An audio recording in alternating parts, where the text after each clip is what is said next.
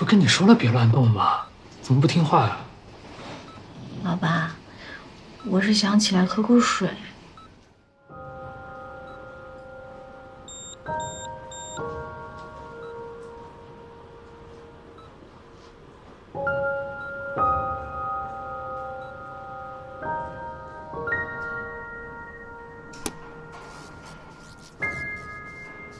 这个袋子是个江小宁的，待会儿他醒了给他喝一包。现在知道我赖着你的重要性了吧？谢谢啊。少来。他情况怎么样？都是被我害的，惊吓加被电到。你救了他好不好？要是你不在，说不定那雷就直接劈他了。说来也奇怪啊。这一打雷，江小宁就出事儿，你们俩还真是凑一块儿了。我开玩笑的，你不会又在想什么奇怪的事情吧？我想什么奇怪的事情？待会儿电充的差不多了，就赶快回去休息吧。这边交给我，我要在这儿守着他。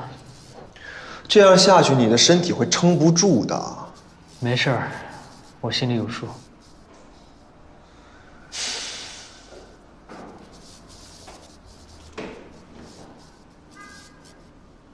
你干嘛？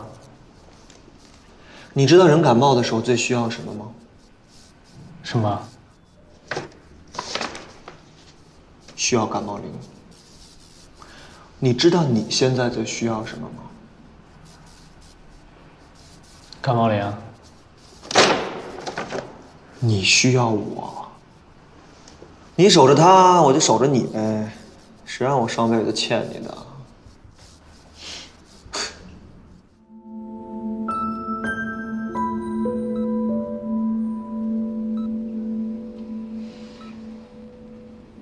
老板，你醒了啊？老板，你没事吧？我没事儿。哎，你别乱动，你刚刚退了烧，医生让你多休息才行。我也没事儿。不跟你说了别乱动吗？怎么不听话呀？老爸，我是想起来喝口水。哦，我帮你拿。